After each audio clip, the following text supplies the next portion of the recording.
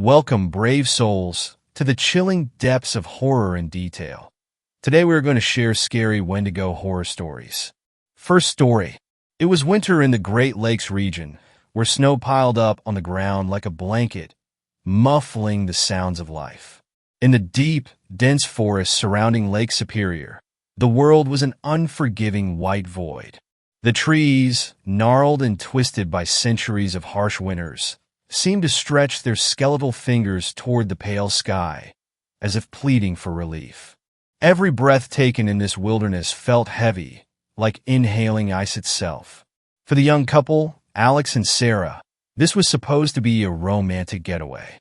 The cabin they had rented stood on the edge of a frozen lake, far removed from the distractions of their everyday lives. There was no electricity, no internet, just the two of them, the wilderness and the vast, endless sky. At least that's how it was supposed to be. They had arrived the day before, enjoying the serenity of the place as they unpacked their things and lit the fire. But as the sun dipped beneath the horizon, a strange unease settled over Sarah. The forest seemed to grow louder with the nightfall, the winds whispering as if they carried ancient secrets. It was almost as if the trees themselves were watching. Alex, dismissing her concerns as typical overreaction, suggested they take a walk. But Sarah wasn't sure anymore. The woods, despite their beauty, felt unsettling in a way she couldn't explain. The thought of wandering out there, even with Alex by her side, sent an icy chill through her spine. "Don't be silly. It'll be fun," Alex had urged, his voice carrying the lighthearted tone he always used when trying to reassure her. He grabbed his coat, stepping out into the cold with a smile. She hesitated before following, bundling herself in a scarf and thick gloves, trying to shake off the gnawing feeling in her gut. They walked through the woods surrounding the cabin, the moonlight filtering through the trees, casting long, ghostly shadows. Sarah had to admit that the place was beautiful, if not a bit eerie. The air felt thinner, and the weight of the silence was almost deafening. There were no birds, no rustling animals, just the crunch of their boots in the snow. As they walked deeper into the forest, Sarah noticed something strange. The trees seemed to bend slightly toward them, their branches almost encroaching upon their path. The wind shifted, and she heard a low, hollow sound from behind her. She spun around, but the woods remained still, the only movement being the soft sway of the branches in the breeze. Alex didn't seem to notice. He was too caught up in the beauty of the moment, oblivious to the way the world felt wrong. But Sarah couldn't shake the feeling that something was watching them, something ancient, hungry. They reached a clearing, and Alex stopped to take in the view of the frozen lake. The ice stretched out before them, the surface cracked and uneven. In the distance, something moved. At first, Sarah thought it was an animal, perhaps a deer, but then she saw it more clearly. A figure, hunched and impossibly tall, stood at the edge of the ice. It was humanoid, but its movements were wrong, unnatural, jerking and spasmodic. Its limbs were too long, its body contorted in grotesque angles, and its face. Sarah's breath caught in her throat. The face was not human. It was gaunt and emaciated, the skin stretched tightly over the bones, and the eyes were wild and vacant. Its lips were drawn back in a terrible grin, showing rows of sharp, jagged teeth. Alex, noticing her sudden stillness, turned to follow her gaze. "What is it?" he asked, his voice a mix of curiosity and disbelief. Before Sarah could respond, the figure seemed to notice them, its head tilting unnaturally to one side. Its mouth opened, but no sound came out, just a disturbing silence. Then, without warning, the creature lunged. Alex shouted, grabbing Sarah and pulling her behind him. But the Wendigo, the creature they had just glimpsed, was too fast. It moved like a shadow, slipping between the trees with terrifying speed, and before they could react, it was gone. The forest fell eerily silent again. "Did you see that?" Sarah gasped, her heart pounding in her chest. Her breath came in shallow gasps, and her hands were trembling uncontrollably. Alex didn't respond. His face had gone pale, his eyes wide with disbelief. He was looking at the ground, his mind racing as if trying to rationalize what they had just witnessed. I don't know what that was, he finally muttered. But Sarah knew. She had heard the stories, the legends of the Wendigo that haunted the deep woods of the Great Lakes region. They were creatures born of hunger, driven by an insatiable craving for flesh. But the stories were just that, stories. Or so she had thought. But now, standing in the middle of that frozen forest, she felt the terrible truth sinking in. The Wendigo was real. The creature had been gone, but its presence lingered like a shadow over them. The air around them grew colder, as if the temperature itself had dropped in response to the creature's hunger. Sarah shivered violently, and even Alex, despite his initial disbelief, seemed to realize they weren't alone in these woods anymore. "Let's go back to the cabin," he said, his voice strained. He grabbed Sarah's hand, pulling her back in the direction they had come. But they hadn't gone more than a few steps before they heard it again, the faint crack of a branch breaking underfoot. Alex froze. "That wasn't us," he whispered. Sarah's stomach twisted in knots. She knew what it was. The Wendigo was following them. They sprinted back toward the cabin, the thick snow beneath their boots making it difficult to gain any speed. The wind howled through the trees, and the crunch of something large moving through the forest was getting closer. Sarah could feel the creature's presence now, the very air thick with its malevolent intent. She glanced over her shoulder, but all she could see were the dark trees, bending and twisting in the wind. Then, just as they reached the clearing near the cabin, they heard it. A sound like an animalistic growl, low and guttural, reverberating through the forest. Sarah's heart skipped a beat, and she didn't need to look back to know the Wendigo was right behind them. They stumbled into the cabin, slamming the door shut with all their strength.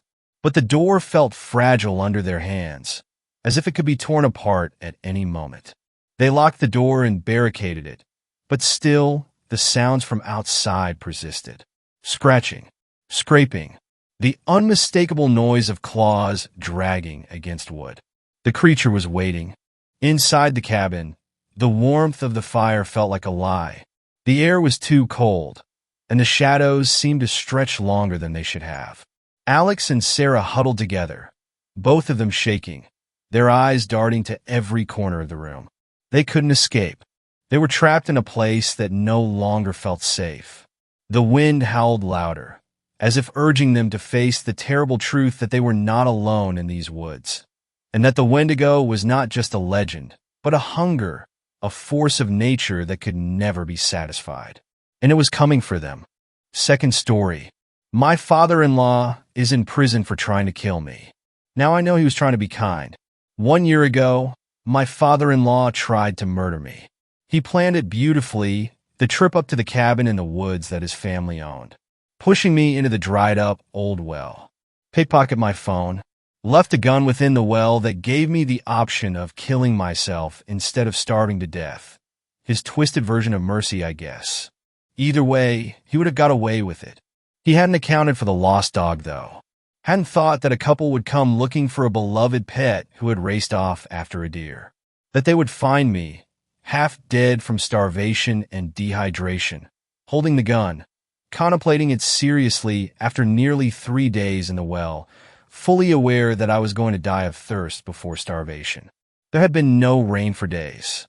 When I woke up in hospital, my wife Samantha was by my side holding my hand, her beautiful face wet with tears.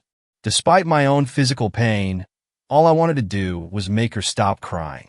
So I softly took her hand and with great effort raised it to my lips and give it a gentle kiss. "I was so worried about you. What happened to you?" She begged me, green eyes bright with tears. The nurse came in and took my vitals, then told my wife that she should leave me to sleep some more. I was glad for the rescue, because I knew once I revealed what had really happened to me, my wife's heart would break permanently. Her father had always been her favorite person. I met Samantha at work 3 years ago. She was the marketing executive where I was a software developer. We were both in our late 20s, and I knew within 10 minutes of our first conversation that I was going to marry her. She was bright, funny, clever, and it didn't hurt that she was absolutely gorgeous with bright green eyes and long red hair. 4 months into dating her, she met my family. I come from a massive family where both my parents had 4 siblings each, and then went on to have 5 kids together too. Our Sunday lunches are loud, raucous events at my folks' place with at least 20 people in attendance, but Sam was utterly charmed by my family. And my parents and siblings adored her. She fit right in like the missing piece of a jigsaw puzzle.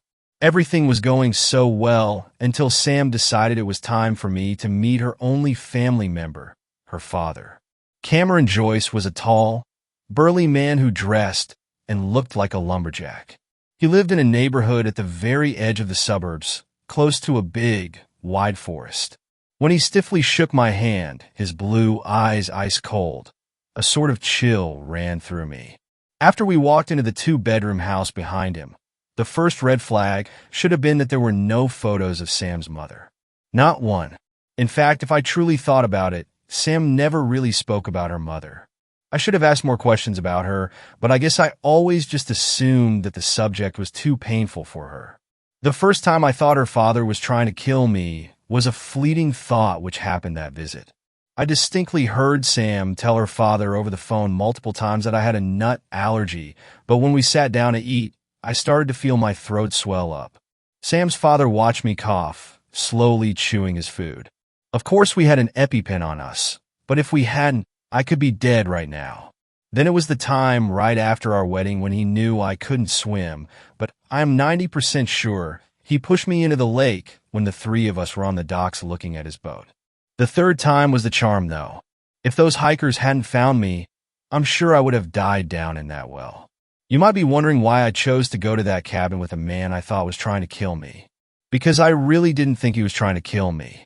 My brain insisted that I had misread or misheard the situation, and both those incidents could have been accidents. Also, Sam was keener father and her husband, and I just couldn't break her heart. I'll never forget the ride to go to the cabin.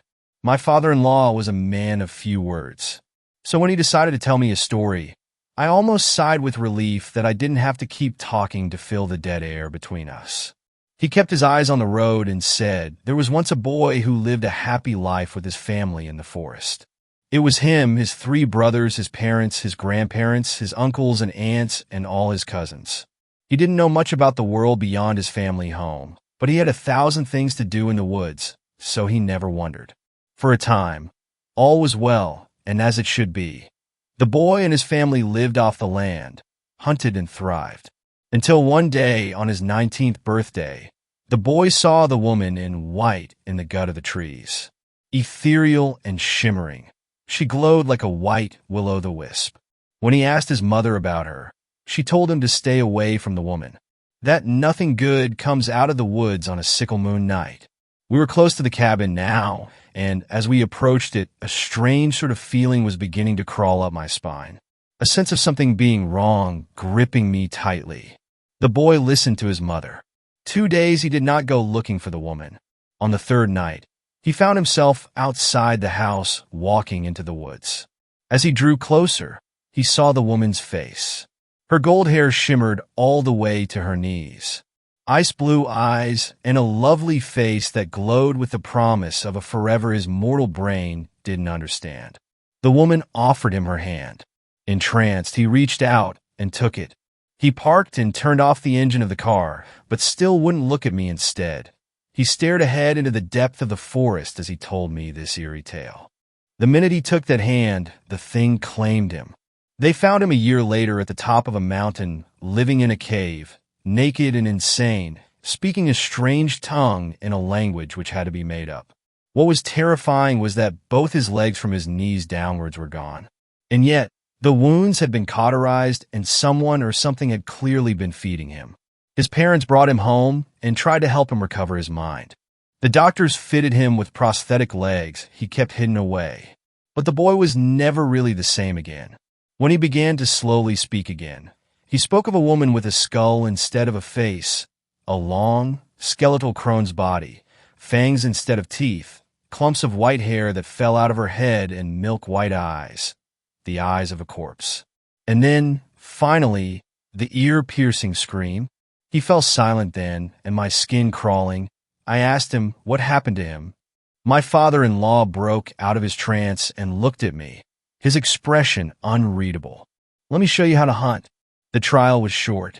My father-in-law was caught in possession of my phone and several other items that suggested what he planned to do.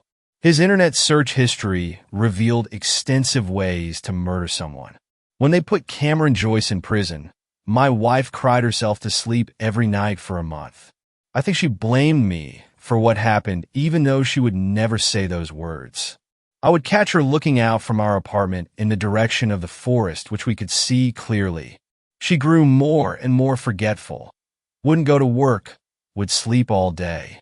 Some days she wouldn't even brush her hair. Her face grew more haggard, and sometimes when I saw her naked form in bed in the moonlight, I could swear I saw her ribs through her translucent skin. Her sadness was going to devour her, and there was nothing I could do about it. One day I came home, and she wasn't there. I looked for her everywhere. I don't know how I knew it, but somehow I knew she would be at the cabin. I jumped into my car and sped there at full speed, not caring how many fines I would have to pay. I got there just before dark, and I caught sight of her. She was naked, her back to me facing the forest. Sam? I called her name as I got out of the car. She didn't turn to look at me. Instead, she stood there, her messy red hair lifted by the breeze. I called to her again, a deep sense of unease in my bones. Sam. Slowly, she turned to face me, and that was when I saw her face. A skull, a distended jaw that opened much, much too wide. That was when she let out an ear-piercing scream. A sharp pain burst through my head, and I immediately clapped my hands over my ears. I tried screaming my wife's name again, but all I could hear was the shriek that was starting to feel like someone was knifing my brain. My vision swam, and I stumbled backward. A dozen figures had appeared from the woods, all of them with skull-like faces, impossibly distended jaws, and the same milk-white eyes that had replaced my wife's bright green ones. And they were all walking towards me. I didn't even think. I got into my car and started the engine, my ears bleeding from the sound of the scream. I ran. 2 days later, I am couch surfing at a friend's after the doctors had dealt with one perforated eardrum. They told me I was lucky both my eardrums hadn't burst from the volume I was listening to music at. I had just nodded and let them get on with it. There was a ringing in my ears I couldn't quite get rid of no matter how I tried. There was no way I could explain what had happened in those woods to them. I am waiting for the ringing and the headache to stop before I go looking for Sam again. This time I'll take a gun. I'll find her and bring her home. I've already spoken to the police, but I know they just aren't as motivated to find her as me. My phone rings, and I gingerly held it to my good ear. It's a collect call from the prison. I accept it because who else could possibly give me answers? It happened, didn't it? My father-in-law's gruff voice made me nearly drop the phone. I swallowed hard. Sam's gone, I said numbly. She's gone back where she belongs. He said, You're lucky. How am I lucky? I asked, bitter anger surging through me. She was my wife and your daughter. That thing was no daughter nor a wife. It knows how to mimic being human. Why do you think I told you that story? His voice was low and even. My jaw dropped. Was he really suggesting he was the boy from the dark fairy tale he has told? You're cruel. Disowning your daughter, trying to kill me. You should dash. Listen to me, boy, and listen good.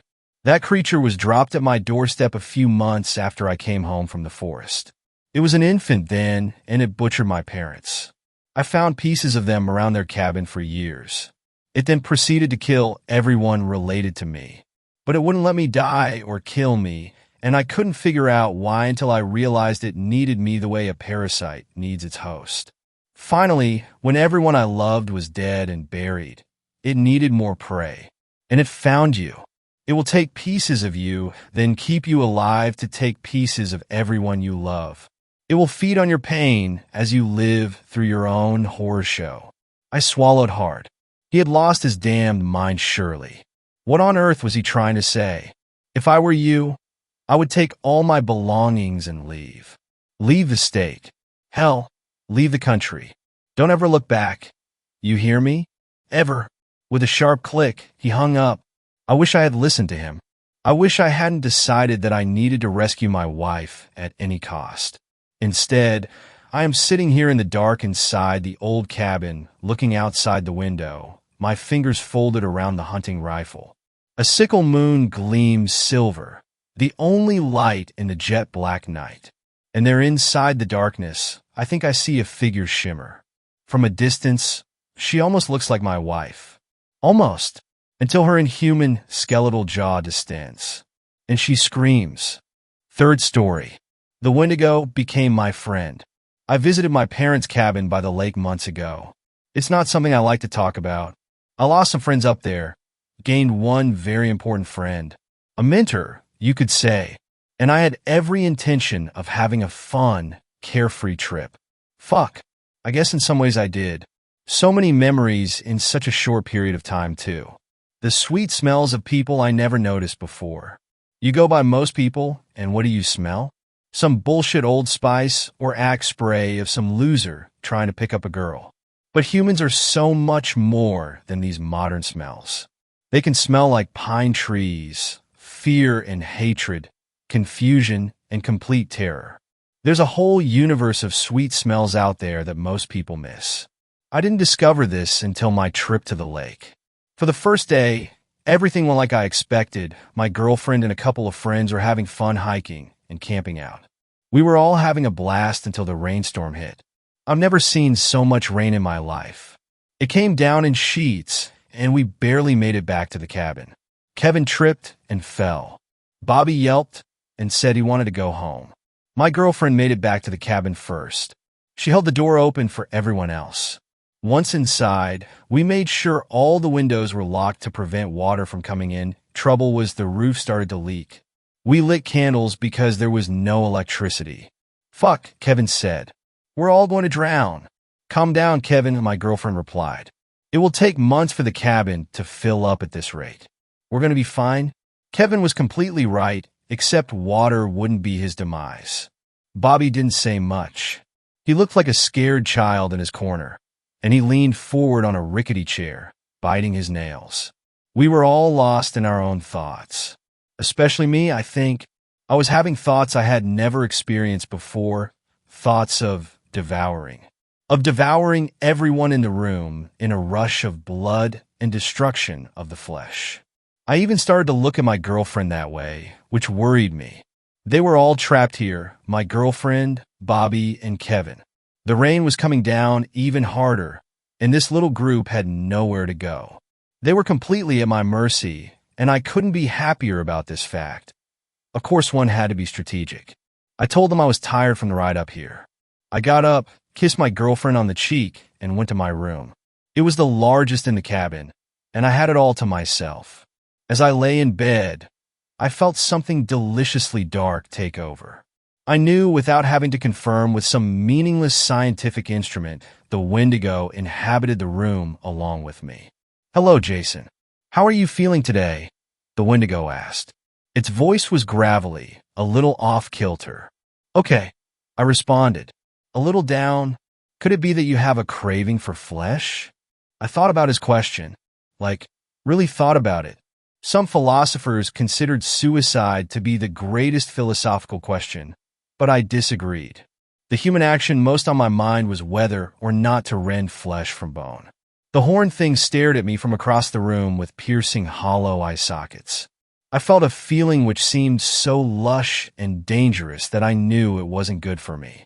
I knew civilization was a sham, an abyss of houses, roads, and stop signs layered with bureaucracy and hazy ambitions to reach its peak. Illusions. I'm glad you've come to see the light, the Wendigo said. I stood up, joints stiff, head swimming, but not in a bad way, in a pleasant I'm drunk and shouldn't be driving sort of way. What happened next I don't really like to talk about. It felt good though. I killed Kevin out back with an axe he used for chopping wood. And Bobby? Death by kitchen knife. I ate them both.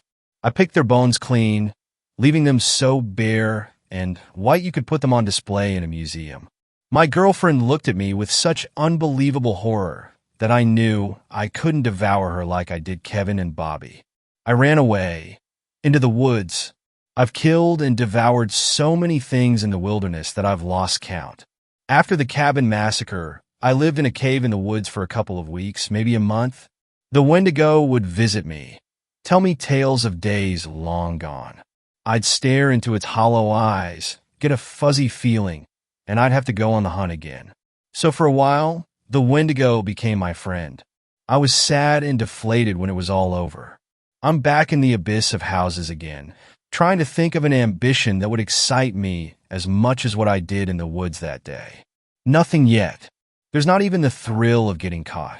I know the Wendigo will protect me, erase any evidence of my dirty deeds.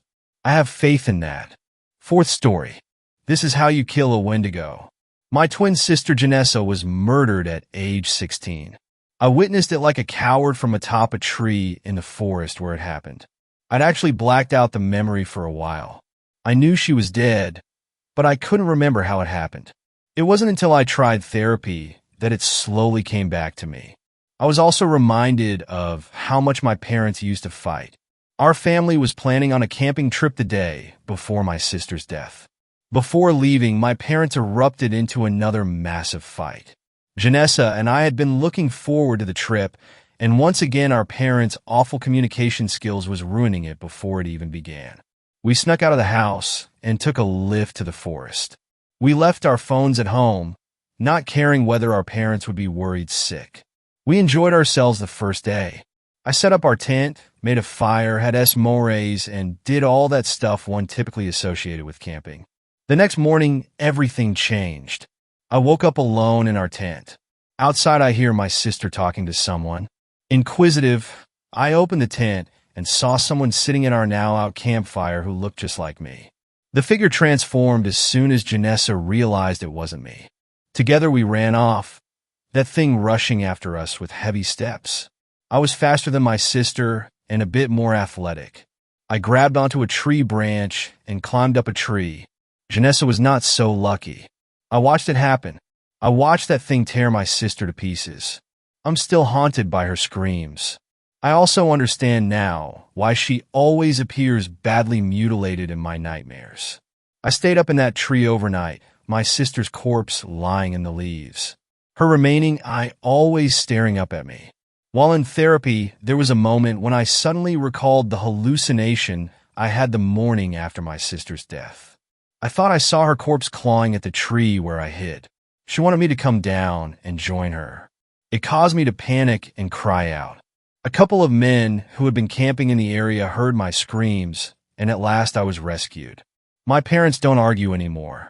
I hardly see them at all anymore since my sister's death. We're an upper-middle-class family.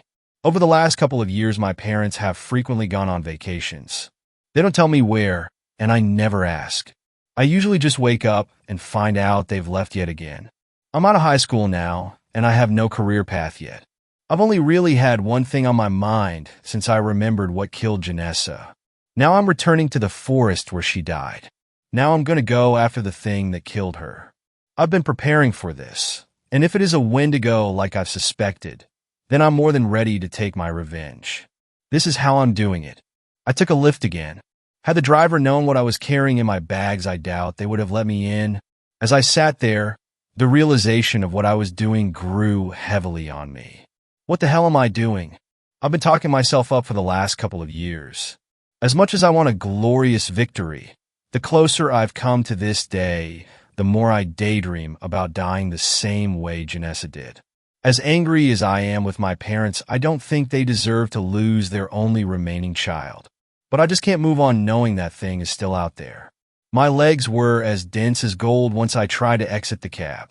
The driver watched awkwardly as I struggled to pull myself out while putting on my backpack and working to carry the other supplies. Why was I doing this alone? I don't want anyone else getting hurt in this, I think was my reasoning. But God, I wish I wasn't out here doing this alone. With each step I took into the forest, the more the terror numbed. I was in the domain of the Wendigo now. I wasn't entirely sure how much of the information about them was real. I knew they could change their appearance. I know that their true form is just like the drawings people have made. There's no way to be an expert on these things unless you've actually dealt with one. I'm still not sure why it decided not to come after me. Based on its size, I doubt it would have had any difficulty. Instead, I'm still alive and crazy enough to come back and pick a fight. As I set up camp, I found myself jumping at the sound of any bird call or movement from a nearby animal. The way I hammered in my tent, I knew I was calling attention to myself. In my left pants pocket was a gun. Like werewolves, I'd heard that silver bullets were necessary to kill Wendigos. What if I'm wrong? The thought had been with me ever since I'd stepped foot back into these woods. I stopped frequently while setting up. Behind a nearby tree, I was almost certain I could see someone watching me and then hiding behind it again. I didn't bother to walk over and check it out. I finished up my tent and made up my sleeping bag inside. As I did this, I heard calls that sounded almost human off in the distance. It probably knew I was here. The minutes went by slowly, but soon dusk set upon the forest. I built a fire like the one Janessa and I had made. I roasted 2 marshmallows. Despite her absence, I made a s'more for her as well, resting it on a sizable rock near the fire. As I ate it, I thought about our last night together. All things considered, it was pleasant. Being twins, we had moments where we'd gotten into arguments like our parents. We'd fought one another.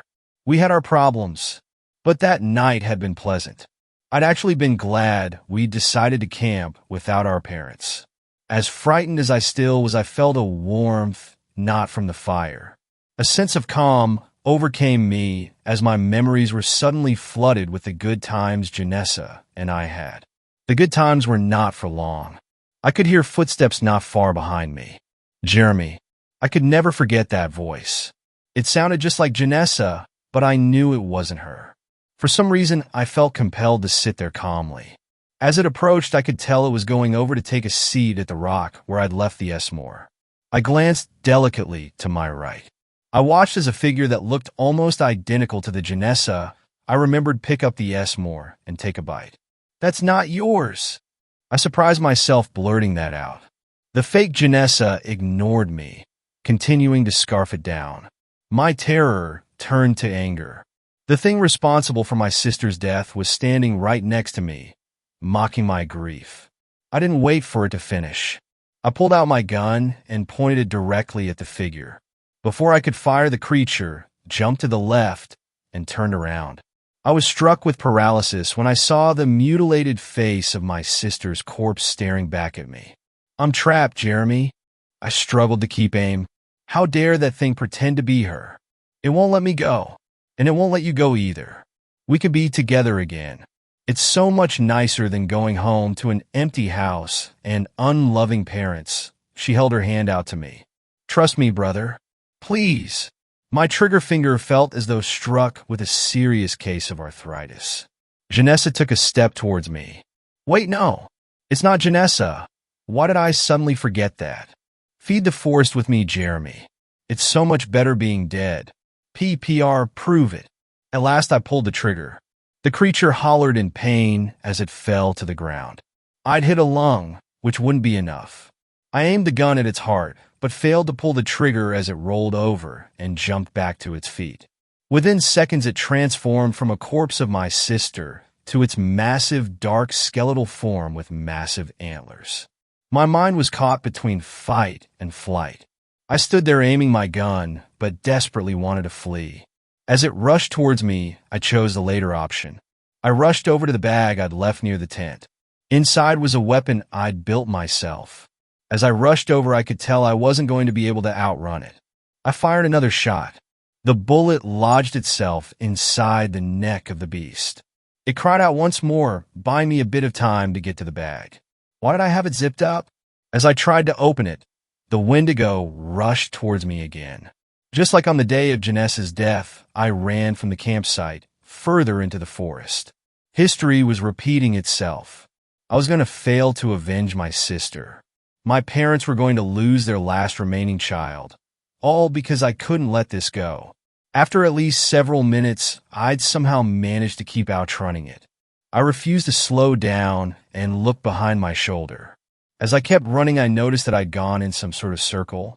Up ahead of me was the campsite. I had a chance to grab the bag and pulled out the weapon. The closer I came to the campsite, the louder the Wendigo's footsteps became. I could almost feel the wind as the creature tried to claw at me. Once I reached the campsite, I put my hand out, clutching the bag. It felt like almost too great a risk to put my gun back in my pocket, but I needed free to pull out the weapon. I managed to do just that and used my left hand to pull out a long metal spike. I'd built it in such a way as to have the spike shoot out at the push of a button. The Wendigo wasn't going to slow down until it had me. I had no choice. I had to turn around. I had to have perfect timing. I had to collect my debt from the creature that took my twin sister. Chew on this, you son of a bitch. I turned around, pressing the button that shot the spike out. Less than a foot from my face was the Wendigo. Its cries so loud my ears hurt and began to ring. I'd done it. The spike had pierced the heart. Silver. Weakly, the Wendigo tried to swipe at me, but somehow lacked the strength. The next part was a gamble.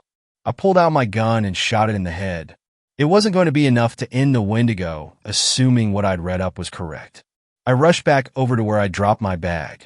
Inside was a silver axe I'd also designed myself. When I returned, the creature was still conscious, letting out continuous, agonizing cries. I felt no sympathy. I hacked away at its wrists first. Its claws were the biggest threat, and I wanted them gone. Despite the weightlifting I'd been doing, it took over a dozen hacks to remove the first long-fingered hand. I pulled out my gun and shot it again in the head. It subdued the creature long enough for me to remove the second hand, and then I began on its head. As it began waking up again, I found myself screaming at the creature. I demanded it stay dead, calling it every insulting name that came to mind. Once I'd hacked most of the way through its head, I pulled it off. I kicked it a couple of feet away. The Wendigo no longer moved. It took over an hour, but I'd managed to put each limb, the head, and torso in the trash bags I brought along. One by one, I carried them back to the campsite. I lit another fire, burning each bag. It took until dawn for me to burn the body. I left the torso for last. It was a struggle, but I managed to remove the heart, rip it to pieces, and placed it in a silver box. After locking it, I looked around the site and decided to leave everything except my gun and the box behind. I was never particularly religious, but in the months leading up to my fight, I'd gotten to know a priest at a church in my area called Street Alphonsus. Luckily for me, he was there when I arrived with the silver box. His face went several shades paler when I showed it to him. Nevertheless, he escorted me to the back of the church with a pair of shovels and helped me bury it. Once done, I sat there, suddenly flooded with overwhelming emotions. I did it. The Wendigo had been slain. I'd done it. My sister's killer was dead. Its body was burned, its heart in pieces and buried. Janessa, I cried out. I kept my promise. I killed it. The Wendigo can't get anyone else. It won't kill anyone else. I placed my lowered head in my hands and continued to cry. I'm sorry I wasn't braver before, I whimpered. I'm so sorry I wasn't stronger before. I placed some flowers on my sister's grave an hour later. I talked to her tombstone as though she was there listening. I'd like to believe she was, and that she was pleased with my accomplishment. Afterwards, I returned home and slept through the day and all night. Once morning came, I heard some noise downstairs. I went down to see that my parents were home and sitting down to breakfast. They stopped and looked over at me, saying nothing. I walked over and pulled up a seat. I had no appetite at all. How was your trip? Where did you guys go? My parents exchanged looks before my father replied. We went out west to visit your aunt and uncle. Did you enjoy it? I had difficulty keeping my chin from quivering as I lowered my head again. Jeremy, sweetie, what's wrong? Both my mother and my father got up and came over to me. Why do you keep leaving me alone? God damn it. I'm the only kid you have left. Don't you give a fuck about me? They hugged me tightly, offering apologies. I could have sworn I felt another pair of hands on my shoulders. Their light touch was the most comforting of all. I really hope Janessa is proud of me. But a new task was ahead of me now. A harder task, perhaps. I was going to have to figure out how to reconcile with my parents. Our family had been broken long before her death. We'll never be whole again, but I know with some effort we can be better than this. I hope she can continue to give me the strength to put myself together as I progress into adulthood. Fifth story. Something followed me in the woods. Let me begin by saying I live in the South, so the woods was something I grew up with. I was always an outdoorsman and would often go climbing and exploring in the forests around where I lived.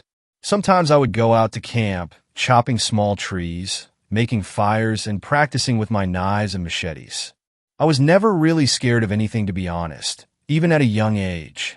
I always carried at least a fixed blade knife with me on my adventures and felt like I could take on anything that came my way. As I grew older, I didn't do this kind of thing as much, but I would go hiking quite often. Anyway, a couple of weeks ago on a Sunday, May 3rd, I decided I would go on an afternoon hike just to enjoy being outside.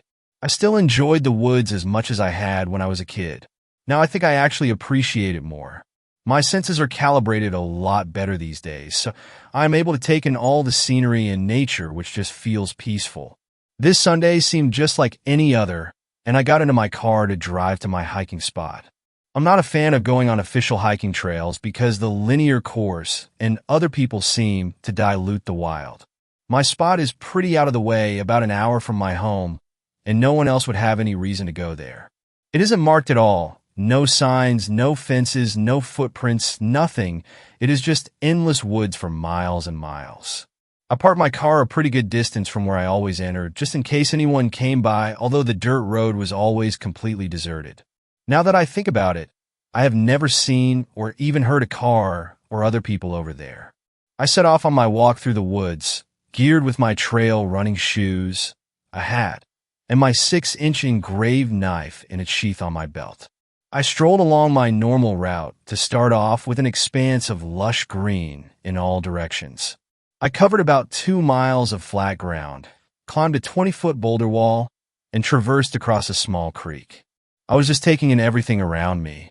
The cool breathe of a breeze on my back, the sound of the flowing water filling my ears, and scanning the diverse landscape for any wildlife. I continued on my favorite path. It wasn't really a path, but I knew the woods pretty well at this point. Then I got to an area where I realized I had never gone off to the left. I'm not sure why I never went that way because I had pretty much explored all other directions in the vicinity. Not taking too much time to think about it, I headed left into the uncharted horizon. After a few more miles in this new direction, I started to get a strange feeling. It was an eerie kind of feeling, like something was off. I realized I hadn't seen or any animals over this way. No birds flying above, no squirrels shuffling on tree branches, not even any bugs making noises. Nothing. I brushed it off and continued my trek. I stopped here and there to examine different things like strange markings on some of the trees, but there was nothing too exciting over here. I noticed the sun was starting to descend and the darkness was creeping in.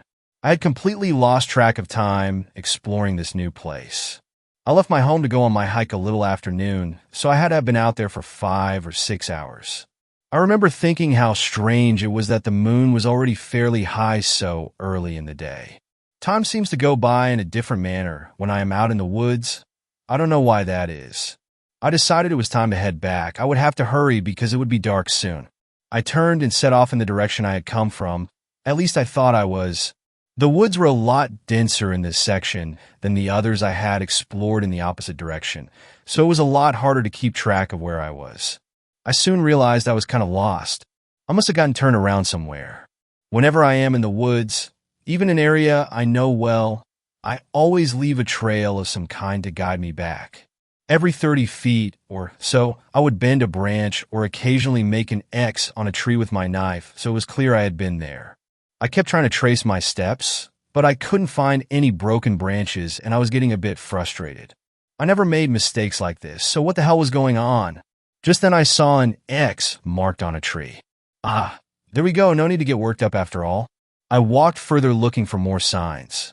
Then I saw another X, then another, and another. All right, I definitely didn't carve that many trees, and there were still no broken branches at all. I was getting a little worried at this point. I continued on, hoping to see some form of familiarity, but I just kept seeing X markings. They were on almost every tree at this point. Now I know I had never been this far onto this side before, so these markings couldn't have been from me on previous visits. Plus, I would never be so foolish to make that many markings because it would just create confusion. I went to examine one of the markings and quickly realized that they were wider than my knife would cut, and a lot deeper. That's when the feeling hit me again. That eerie sense when you know something is wrong. That feeling that you're not alone. That feeling that you're being watched. Now, like I said, I have always been pretty fearless, but I'm not stupid. There are certain situations that even a knife and good instincts can't get you out of. Still, I was determined not to show fear. Maybe if I showed whoever was with me that I wasn't going to take any shit, that they would show themselves or leave. The dark was getting thicker by the minute. I needed to get out of here now. I started walking slowly in what I thought was the right direction, listening for anything abnormal. I couldn't shake the feeling that I was being watched. At one point, I finally thought I was just being paranoid and making shit up. Then I started to hear noises, all while the consuming darkness swept over the forest. The sound started off like small sticks breaking, then scratching of tree bark, then leaves rustling violently, then branches being torn off trees. I looked in every direction, but it was getting harder and harder to see with night looming down fast and my eyes unadjusted. My hand gripped the hilt of my knife tight, and I started moving a faster pace. I was getting really freaked out. The next sound came much louder than all the rest. It sounded closer. I turned to where it was coming from. That's when I saw him. I could barely make out a dark figure off in the distance. The moonlight was beaming down. It was one of the brightest moons I have ever seen. It still provided an illumination through the thick canopy of trees overhead. This guy looked big, like really big. There was no way I could take a guy that big normally. With a knife, I maybe stood a chance. That is if he wasn't armed with anything. I could see him start walking in my direction, getting closer and closer. Then I noticed that he walked in a very strange way, and I couldn't see any outline of clothing. He was covered in something. As he moved closer, I realized just how big it was. There is no way a man can be that big. There aren't any big game in the area I live. The biggest things we have are deer and coyotes. This thing looked like the size of a bear, but I knew that was impossible. Bears didn't live anywhere near here, like not even in this state. I started walking backwards, drawing my knife slowly, not wanting to take my eyes off of this thing. Just as I pulled my knife fully from the sheath, it started running full speed. On all fours. I have never run so fast in my entire life. Within seconds, my hat was off my head, falling behind me carelessly. My legs were in overdrive as I sprinted in the opposite direction of whatever animal was chasing me. I wasn't going to stop. There is no way I'm going to stop, I told myself. I could hear it behind me, gaining on me with tremendous speed. I was too terrified to look over my shoulder, but I could feel it right on my heels. I started weaving through the trees, still going at full speed. This seemed to throw it off a little, like it didn't expect a good old-fashioned serpentine pattern. I felt it get a little further behind me and continued to dodge and weave through the branches and trees. The sound of branches snapping with ease was the only audible noise in my mind. I still thought I might be able to lose it. That was until I reached a clearing where the small creek stretched through the woods. Open area. I at least knew where I was now. I tore through the last of the trees and was making my way to the creek. The creek was pretty wide here, but there were some rocks dividing the water into different streams. I leapt to one rock and then to another. It was too dark to see clearly, and I was moving so fast that I didn't have time to check my surroundings appropriately. As my foot hit the second rock, I felt it slide out from under me. It felt like I was falling in slow motion, and I could clearly hear the beast right behind me. I caught myself with my free arm, but still went face first into the water. Without a second's hesitation, I hurled myself back up and jumped out of the creek, all in one fluid motion. I honestly wasn't sure I was going to make it at this point. I could hear intense grunts and growls right on my ass as I tried to start running again. Suddenly, I couldn't go forward. Something pulled me back by my ankle. I had almost forgotten the knife, clutched like a dagger in my right hand. It was like an extension of my body at this point. I spun on pure instinct as the immense force pulled me back and tried to slash with my blade. I must have hit because my knife didn't come back as I swung my body in the other direction when the grip on my ankle released. Then I heard the most terrifying cry, sounding like nothing I had ever heard before. It cracked through the silence of the forest, creating a void of pure terror. I said I ran faster than I ever had before, but that is not true. In this moment, I ran faster than humanly possible. I guess it was that fight or flight response people always talk about. I didn't look back once as the foul cries filled the air. I just ran. After what seemed like hours, I finally saw the break in the tree line where the dirt road was. I sprinted on fumes to my car, grabbed the keys from the back tire, and took off. As I drove off, I could still hear cries and howls in the distance, but nothing else. When I had twisted my body to strike at the creature, I got a glimpse of it fully. It was not a bear. It was not a coyote. I don't know what it was. I had never seen eyes like that. I had never seen teeth like that. The image pulsed in my mind all the way home, but I made it.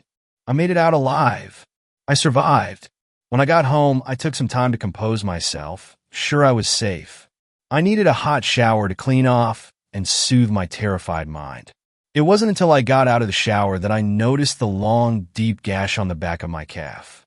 Maybe I nicked it on something as I was running. The adrenaline had kept the pain at bay, I guess. I quickly cleaned it and bandaged it. I took some sleeping pills that night because I knew there was no way I was going to fall asleep on my own. The most bizarre thing is that when I woke up the next day and removed my bandage, there was no wound. It was a completely healed scar. Just a faint line of the large cut I had seen the night before. I still don't understand how that is possible. Ever since that night, I've felt strange. I haven't felt like myself, and it gets worse every day. It doesn't feel like a sickness. Hell, I feel stronger than ever. It just feels like I'm not fully in control. All I know is that I can never go back to that spot. I still feel like I hear that howl every night in my dreams, but it has to be just a dream, right? Sixth story. Skinwalker sighting in central Scotland. I'm a teenager, won't disclose age, and I go to a public high school in Perthshire, Scotland. It's mostly a rural area with mostly towns, villages, and just houses dotting the landscape, although there are two major cities in my area. The high school I go to is in a medium-ish sized town, and for privacy reasons, I will not disclose its name. Not many people have had many paranormal encounters, although a few people claim to have seen ghosts and whatnot. Anyways, on to my encounter. I live in a largish house in the middle of a field with my family. It's not too far from the town I go to school in, but I usually take the bus and just 'cause I'm a lazy git. Sometimes me and my mates, let's call them EJ and C, take a path through a nearby forest to come back to my place, where we just play video games, that sort of shit. This particular night, my parents were out of town, and we decided to drink a bit of booze that we had in the mini fridge in my room. I didn't try much. I'm not much of a drinker, and beer's not my thing, or C's really. E and J, however, they went all out. It got really late, or rather, early, and they decided to leave and head home. I said bye to them, then headed back up to my room to play some more video games. About half an hour later, I heard a loud banging on my door. It was J and E. I let them in, and they started panicking. C goes home a different way to them. He lives a bit closer to me than the others. E and J said that they were walking through the woods, and they saw a tall, skinny-looking bloke pelting it towards them. They panicked and legged it back to my house, while the skinny fella gave chase. My mind went back to when another friend, somewhat of a paranormal buff, told me about Wendigos and Skinwalkers. I called 999 and said that a prowler was lurking around our house and had chased my mates back to my house. I gave the operator my address and said that they'd have a car or two to my house in an hour and a half. Apparently, there was a big traffic incident. In the meantime, she said, arm yourselves, lock all doors and windows, and lock yourself in a room. We did that, grabbing knives from the kitchen and barricading ourselves inside my bedroom. After a while, we heard heavy footsteps around our house, and thinking it was the police, I peered out of the window. What I saw was much worse. It was E. It looked exactly the same as her. I knew that she was sitting crying in my room. I freaked out, and it saw me. WH at the heel ISIS the at thing. Whatever was outside could speak, and it sounded exactly like Jay. It was a skinwalker. I remember the description from my horror weirdo friend. It looked like my friend, but sounded like my other friend. It must have been confused, and that made it scarier. We heard sirens, and the thing ran off into the woods. We told the police officers everything, and they checked it out.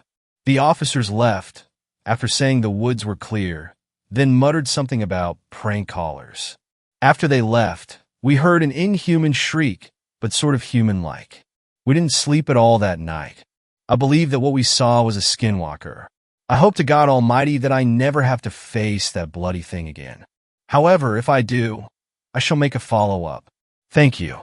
7th story. Whispers of the Wendigo. It was winter in the Great Lakes region, where snow piled up on the ground like a blanket, muffling the sounds of life. In the deep, dense forests surrounding Lake Superior, the world was an unforgiving white void. The trees, gnarled and twisted by centuries of harsh winters, seemed to stretch their skeletal fingers toward the pale sky, as if pleading for relief. Every breath taken in this wilderness felt heavy, like inhaling ice itself. For the young couple, Alex and Sarah, this was supposed to be a romantic getaway. The cabin they had rented stood on the edge of a frozen lake, far removed from the distractions of their everyday lives. There was no electricity, no internet, just the two of them, the wilderness and the vast, endless sky. At least that's how it was supposed to be. They had arrived the day before, enjoying the serenity of the place as they unpacked their things and lit the fire. But as the sun dipped beneath the horizon, a strange unease settled over Sarah. The forest seemed to grow louder with the nightfall, the winds whispering as if they carried ancient secrets. It was almost as if the trees themselves were watching. Alex, dismissing her concerns as typical overreaction, suggested they take a walk. But Sarah wasn't sure anymore. The woods, despite their beauty, felt unsettling in a way she couldn't explain. The thought of wandering out there, even with Alex by her side, sent an icy chill through her spine. "Don't be silly. It'll be fun," Alex had urged, his voice carrying the lighthearted tone he always used when trying to reassure her. He grabbed his coat, stepping out into the cold with a smile. She hesitated before following, bundling herself in a scarf and thick gloves, trying to shake off the gnawing feeling in her gut. They walked through the woods surrounding the cabin, the moonlight filtering through the trees, casting long, ghostly shadows. Sarah had to admit that the place was beautiful, if not a bit eerie. The air felt thinner, and the weight of the silence was almost deafening. There were no birds, no rustling animals, just the crunch of their boots in the snow. As they walked deeper into the forest, Sarah noticed something strange. The trees seemed to bend slightly toward them, their branches almost encroaching upon their path. The wind shifted, and she heard a low, hollow sound from behind her. She spun around, but the woods remained still, the only movement being the soft sway of the branches in the breeze. Alex didn't seem to notice. He was too caught up in the beauty of the moment, oblivious to the way the world felt wrong. But Sarah couldn't shake the feeling that something was watching them, something ancient, hungry.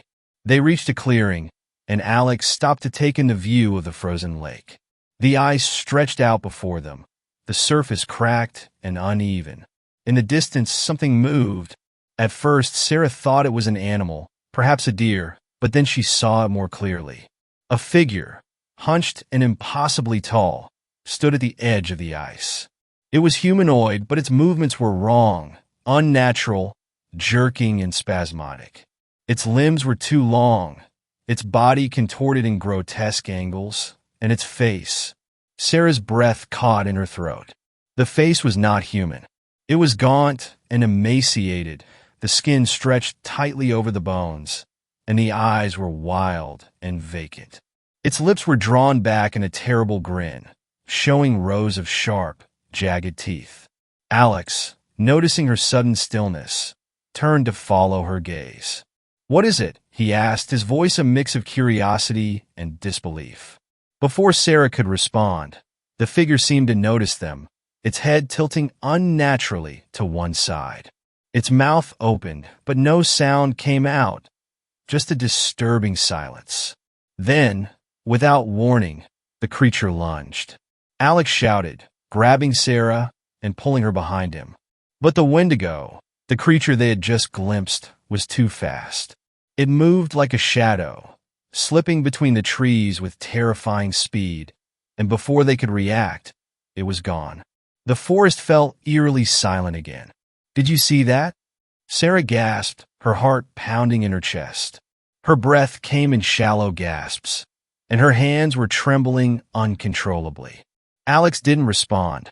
His face had gone pale, his eyes wide with disbelief. He was looking at the ground, his mind racing as if trying to rationalize what they had just witnessed. I don't know what that was," he finally muttered. But Sarah knew. She had heard the stories, the legends of the Wendigo that haunted the deep woods of the Great Lakes region. They were creatures born of hunger, driven by an insatiable craving for flesh. But the stories were just that, stories. Or so she had thought. But now, standing in the middle of that frozen forest, she felt the terrible truth sinking in. The Wendigo was real. The creature had been gone, but its presence lingered like a shadow over them. The air around them grew colder, as if the temperature itself had dropped in response to the creature's hunger. Sarah shivered violently, and even Alex, despite his initial disbelief, seemed to realize they weren't alone in these woods anymore. "Let's go back to the cabin," he said, his voice strained. He grabbed Sarah's hand, pulling her back in the direction they had come. But they hadn't gone more than a few steps before they heard it again, the faint crack of a branch breaking underfoot. Alex froze. "That wasn't us," he whispered. Sarah's stomach twisted in knots. She knew what it was. The Wendigo was following them. They sprinted back toward the cabin, the thick snow beneath their boots making it difficult to gain any speed.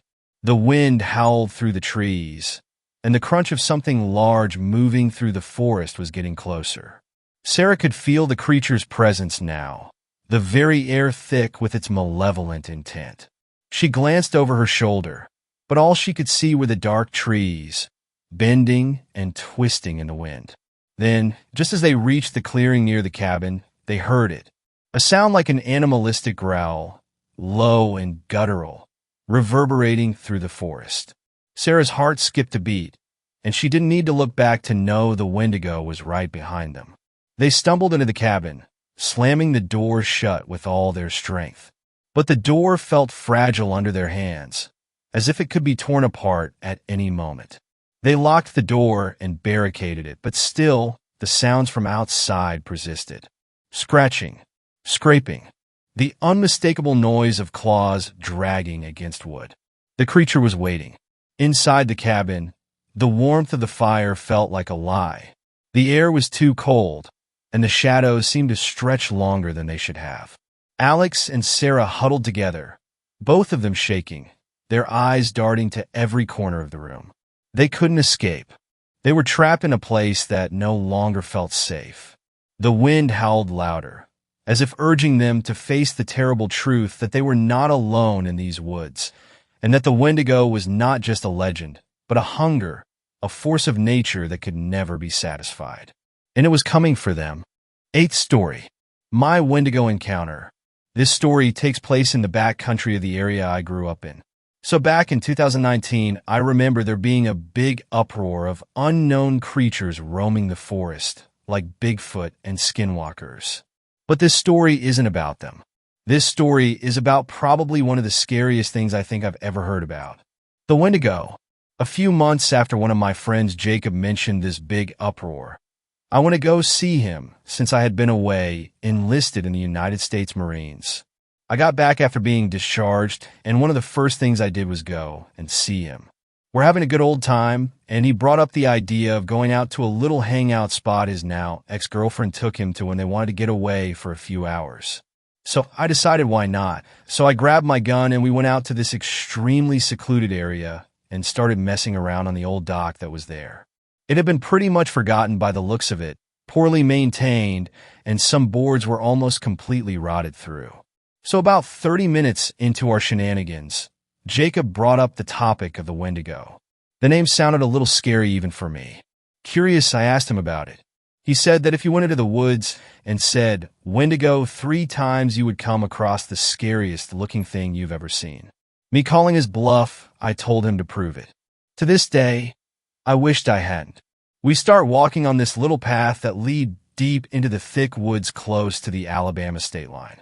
We walked for maybe 20-ish minutes and decided we were in a good spot. I feel it's worth knowing that it had been raining a lot over the past couple days, so the ground was completely saturated with water. I turn to Jacob, and he dares me to do it. I stood there in complete silence. The rest of the forest was almost silent as well, besides the tall pines swaying in the wind high above our heads. Reluctantly, I slowly started to say it. Wendigo. Wendigo. Wendigo. Then, nothing happened. I let out a silent sigh of relief at the fact that nothing happened. One thing about mine and Jacob's friendship is we loved it when one of us proved the other wrong about something. In our friendship of 10 years, I think it was one of the first times I had proven him wrong at anything. We started to talk a little bit of shit back and forth at each other when we heard a noise in the distance. Me still having the reflexes I had from the Marines, I immediately snapped towards the direction of the noise that were just then turning into noises. I started to move closer to the noises, and then shortly after we saw a few coyotes running across the path about 30 feet in front of us. I breathed another sigh of relief. But that relief didn't last long since I knew something was up. I didn't know what was up at first, but I just knew it was time for me and Jacob to leave. As we turned to leave the woods, all of a sudden, a tall pine tree started to groan and creak as it started to come down. Noticing this, and in a moment of pure instinct, I shoved Jacob forward as the tree came falling through the rest of the branches and landed right in between us. Jacob let out a cry of terror as the tree landed, and I hopped the tree to get to him. I could feel his heart pounding like a drum as I grabbed him by his shirt and yanked him to his feet. He was still terrified and still practically crying as I screamed at the top of my lungs, "Move, Jacob! Move now!" I spun him around really hard, causing him to fall to his knees. I quickly got him up, and we both started to sprint down the path back in the direction we came. I didn't dare look back, and neither did Jacob. I was sprinting through the woods when a familiar sound came from behind me. "Jacob! Jacob, come quick!" It was the sound of Jacob's younger sister, Olivia. He turned and tried to get past me. The whole time he was screaming, "Olivia!" I stopped him and said, "Jacob, look at me. It's not her.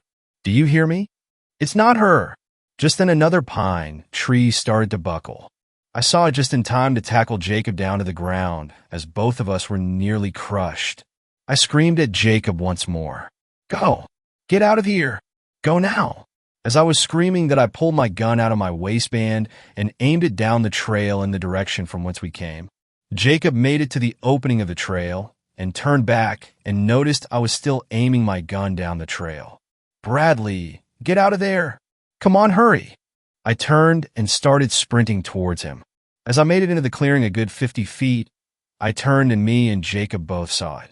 The thing we had ushered into showing itself. The Wendigo. It stood about 9 feet tall on its hind legs. There was practically no meat on its bones. It had really skinny legs and even skinnier arms. Its skin a pale white, almost like a vampire's. But the thing I noticed the most about it were the eyes. A vibrant blue, almost like lightsaber blue for those who have seen Star Wars. Having had enough fear, I raised my gun and fired at the Wendigo. Jacob, not sticking around to see if I had killed it, turned and ran towards the car. I turned and did the same thing as he passed me. That was my first experience with this so-called Wendigo, and I pray almost every night I never have to encounter something that terrifying again. 9th story. Gray creature walking on all fours in the woods. What was it? Hi all. I wanted to post this story here to see if anyone has seen something similar. I've never posted on Reddit before, so forgive me if I don't know the exact formats or etiquette and such. For context, I live in rural Northwest Arkansas. I was in the back seat of a car riding through the woods this past December when I saw it. It was very tall, and it was walking on all fours, but its hind legs brought its rear up a good foot or so above its head.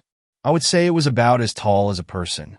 It was very thin and bony, but it looked like it had grayish-pale skin over its body. It was walking just behind the tree line on the side of the road. The car was going about 40 miles per hour on a straight road, so I had a few solid seconds of looking at this thing before we passed it. And I know it wasn't just an optical illusion. I saw the thing clear as day. My family said it might be a deer with chronic wasting disease, but it was much taller than any deer I've ever seen, and its body wasn't shaped like a deer at all.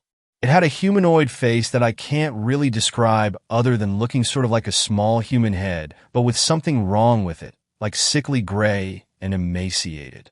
No antlers or anything, just a freaky face. Its mouth was hanging open, and it had solid black eyes. It was honestly terrifying, and it still has me pretty freaked out. I've been trying to figure out what it may have been, but I haven't found anyone who's seen something matching that description. My closest guess was that it might be a Wendigo or a Skinwalker, and I figured I'd post here to see if anyone has any theories on what it could have been. 10th story. Wendigo experience. So my name is Nicholas, and I'm 14, and I always believed in paranormal anomalies and such. I live in Canada, so Bigfoot and Wendigo are my favorite paranormal beings. But I'm not afraid of them because I'm a Christian and go to a Christian school. So last year, I went to a Bible camp. They had canoeing, shooting bottles, making shelters, and church. It's fun, and I decided to take the outdoor fun week. So we got to the camp. It had a cafeteria, bunk bed cabins, and more was not fenced and was close together, which made me feel safe. So after my first night, we decided to play fugitive. It's a game where you have two cops and one main fugitive. When you come in 2 feet of a person, they must give you a hint to where the main fugitive is. They only have 3 arrests, which are hints. So I got picked for main fugitive and started running into the woods to find a hiding place. We all had radios to make sure we were safe. I found a pine tree, which I climbed up and hid, and they had 5 minutes to find me. 2 minutes and I hear my cabin master say, "Game, overcome back form in the woods," not on the radio, which is odd, but I listened and went into the deeper part of the woods, and when I heard him say, "Nicholas, come in the game," is over, I ran towards the voice, and then the radio beeped.